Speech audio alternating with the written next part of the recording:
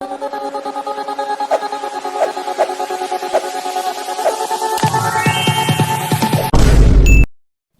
Hello viewers, நான் உங்கள் PK வந்தாச்சு. ஸோ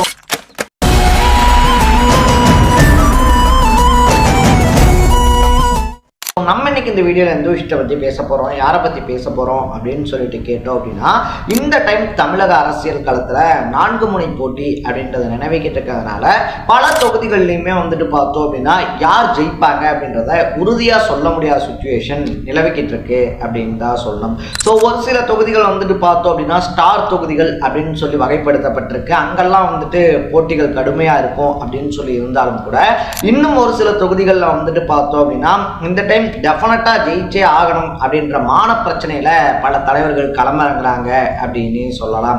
அந்த வகையில பார்த்தோம் அப்படின்னா ராயபுரம் தொகுதியில ஜெயக்குமார் அவர்கள் களமிறங்குற மாதிரியே அவினாசி தனி தொகுதியில பார்த்தோம் அப்படின்னா எல் முருகனும் வாழ்வா சாவா அப்படின்ற ஒரு சுச்சுவேஷன்ல தான் களமிறங்கி இருக்காரு. ஆல்ரெடி இருந்த மத்திய இணையமைச்சர் பதவி எல்லாத்தையுமே தூக்கி எறிஞ்சிட்டு பார்த்தோம் அப்படின்னா மாநில அரசியல்ல கான்சென்ட்ரேட் பண்ணணும், அதை தாண்டி சட்டப்பேரவைக்குள்ள போகணும் அப்படின்றதுனால அவினாசி தொகுதியை கேட்டு வாங்கியிருந்தாரு அப்படின்னு சொல்லலாம். ஸோ தனபாலுக்கு தராம அவினாசி தொகுதியை எல் முருகனுக்கு ஒதுக்குனதுனால உட்கட்சிக்குள்ளேயே ஏகப்பட்ட சலசலப்புகள், அதை தாண்டி அதிர்வலைகள் இதெல்லாம் இருந்தாலும் கூட தனபால் பார்த்தோம் அப்படின்னா இந்த விஷயத்தை ரொம்ப பெருசுப்படுத்தாம ஒரு அறிக்கையோட முடிச்சுக்கிட்டதுனால எல் முருகனுக்கு அகைன்ஸ்டா எந்த விதமான ஒரு பெரிய விஷயமும் உண்டாகலை அப்படின்னு சொல்லலாம். ஸோ இதுக்கு முன்னாடியுமே பார்த்தோம் அப்படின்னா 21 தாராபுர சட்டமன்ற எலெக்ஷன்லையும் அதை தாண்டி அதுக்கப்புறம் நடந்த நாடாளுமன்ற எலெக்ஷன்ல நீலகிரி தொகுதியிலையும் போட்டிட்டு இருந்தாலும் அவரால் ஜெயிக்க முடியல அப்படின்னு தான் சொல்லணும். அந்த நீலகிரி தொகுதியில நாடாளுமன்ற எலெக்ஷனுக்கு போட்டியிட்டப்ப தோத்து போயிருந்தாலும் அவினாசிக்கு உட்பட்ட பகுதிகளில் அதிகமான வாக்கு பாஜகவுக்கு கிடைச்சிருந்துச்சு. ஸோ அதை டார்கெட் பண்ணி தான் பார்த்தோம் அப்படின்னா இப்போ எல் முருகன் அவினாசியில் களமிறங்கி இருக்காரு அப்படின்னு சொல்லலாம். அட் த சேம் டைம்ல பார்த்தோம் அப்படின்னா அவினாசியில் அவ்வளவு ஈஸியெல்லாம் ஜெயிக்க விட்டுற மாட்டோம் அப்படின்னு சொல்லிட்டு 28 வயசான கோகிலாமணி அப்படின்ற கேண்டிடேட்டை திமுகவும் களமிறங்கி இருக்கு. ஸோ இப்படிப்பட்ட சுச்சுவேஷன்ல எல் முருகன் அவினாசியில் என்ன பண்ணிக்கிட்டு இருக்காரு, அவர் ஜெயிக்கிறதுக்கான வாய்ப்பு எப்படி இருக்கு, அதை தாண்டி அவருடைய அரசியல் வரலாறு தான் என்ன அப்படின்ற மாதிரி பல விஷயங்களை தான் நம்ம பேச போகிறோம். அதுக்கு முன்னாடி நம்ம சேனலுக்கு நீங்கள் புதுசாக வந்திருந்தீங்க அப்படின்னா இதே மாதிரி அப்பப்போ அப்டேட்டாக போயிட்டு இருக்க விஷயங்கள், அது கரண்ட் அஃபேர்ஸாக இருந்தாலும் சரி, பாலிடிக்ஸாக இருந்தாலும் சரி, ஸ்போர்ட்ஸாக இருந்தாலும் சரி, அப்பப்போ அப்டேட்டாக போயிட்டு இருக்க விஷயங்களை நீங்கள் தொடர்ந்து தெரிஞ்சுக்கணும் அப்படின்னு ஆசைப்பட்டீங்கன்னா மறக்காம சேனலை ஃபாலோ பண்ணி சப்ஸ்கிரைப் பண்ணிக்கங்க. ஃபர்ஸ்ட் ஆஃப் ஆல் பார்த்தோம் அப்படின்னா பாஜக மூலயமா ஒரு அழுத்தம் அப்படின்றத கொடுத்து கொங்கு மண்டலம் எங்களுடைய கோட்டை அப்படின்னு சொல்லிக்கிட்டு இருந்த அதிமுக கிட்ட அவினாசி தொகுதியை வாங்கியிருந்தாரு எல் முருகன். ஸோ இதுக்காக பார்த்தோம் அப்படின்னா லாஸ்ட் 2 வருஷமாவே பக்காவான ப்ரிப்பரேஷன் பண்ணியிருக்காரு அப்படின்னு சொல்லப்படுது. எடுத்தோன்னே ஏனோதானோ அப்படின்னு சொல்லிலாம் கேட்காம 2 வருஷமா அங்கே கிரவுண்ட் ஒர்க்லாம் பண்ணி அங்கே தனக்கான ஆதரவு அப்படின்றத நிர்வாகிகள் கிட்ட ஏற்படுத்திக்கிட்டு அதுக்கப்புறமா தான் பாஜக உள்ள கொண்டு ஒரு மாஸ்டர் பிளான் போட்டிருக்காரு எல் முருகன். அப்படியே அவினாசி தொகுதியில் எல் முருகனுக்கு சீட்டு கிடைச்சாலும் பார்த்தோம் அப்படின்னா அவரை ஜெயிக்க விட்டுறக்கூடாது அப்படின்றதுக்காகவே 28 வயசான கோகிலாமணியை களமிறக்கி இருந்தாங்க திமுக அப்படின்னு சொல்லலாம். எந்த அளவுக்கு அங்கே டஃப் ஃபைட் போய்கிட்டு இருக்கு அப்படின்னு சொல்லி பார்த்தோம் அப்படின்னா ஸ்டாலின் இருக்காரு இல்லையா, ஸ்டாலினே நேரடியா கோகிலாமணி அவர்களுக்காக பிரச்சாரம் பண்ணியிருந்தாங்க. அதுக்கப்புறமா பார்த்தோம் அப்படின்னா கமலஹாசன் உட்பட பல நட்சத்திரங்களை கூட்டிட்டு அவினாசியில பிரச்சாரம் பண்ணப்பட்டுக்கிட்டு இருக்கு அப்படின்னு தான் சொல்லணும்.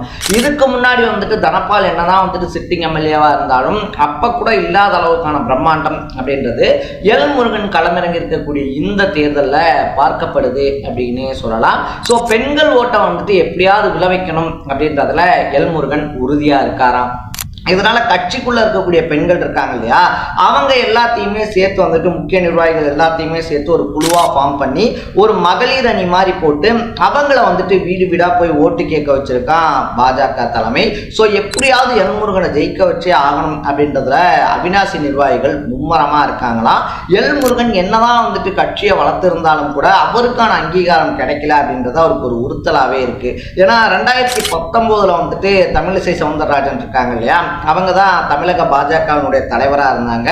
திடுதிப்புறம் வந்துட்டு அவங்கள தெலுங்கானா கவர்மெண்ட்டுக்கு மாற்றினதுக்கு அப்புறமா ஒரு 6-7 மாதம் கழிச்சு தான் எல் முருகன் தலைவராகிறாரு.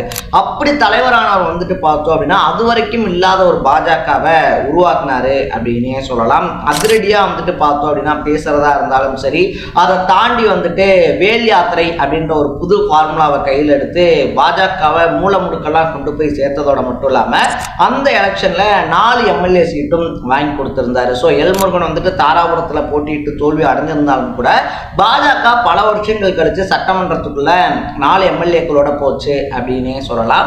அதுக்கு எல் முருகனுடைய பங்களிப்பா இருந்தாலும் சரி, அவருடைய ஹார்ட் ஒர்க்கு கிரவுண்ட் ஒர்க்கா இருந்தாலும் சரி, ரொம்ப முக்கியமான ஒரு விஷயமா பேசப்பட்டுச்சு அப்படின்னு தான் சொல்லணும். அதனாலதான் வந்துட்டு சட்டமன்ற தேர்தல் நாடாளுமன்ற தேர்தலில் தோத்தாலும் கூட அவருடைய ஒர்க்கை வந்துட்டு அங்கீகரிக்கிற விதமா மத்திய இணையமைச்சர் பதவி கொடுத்து அழகு பார்த்துச்சு டெல்லி பாஜக. இப்ப தமிழக பாஜகவை பொறுத்த வரைக்குமே வந்துட்டு பார்த்தோம் அப்படின்னா நயினார் நாகேந்திரன் இருக்கார் இல்லையா, அவர் தான் தலைவராக இருக்காரு அப்படின்னாலும் அதுக்கு முன்னாடி தலைவராக இருந்த அண்ணாமலை ஓரங்கட்டப்பட்டிருக்காரு அப்படின்னு தான் சொல்லணும். ஸோ தமிழக பாஜகக்குள்ளேயே வந்துட்டு பல கோஷ்டி பிரிவு அப்படின்றது இருந்துகிட்டு இருக்கு. வானதி சீனிவாசன் இருக்காங்க இல்லையா, அவங்களுடைய கோஷ்டி ஒன்று, நயினார் நாகேந்திரனுடைய கோஷ்டி ஒன்று, அண்ணாமலையினுடைய ஆதரவாளர்கள் அப்படின்னு சொல்லிட்டு பல கோஷ்டி பூசல்கள் இருக்கிறதுனால எலெக்ஷனுக்கு அப்புறமா வந்துட்டு இதை சரி செஞ்சே ஆக வேண்டிய கட்டாயத்தில் இருக்கு பாஜக.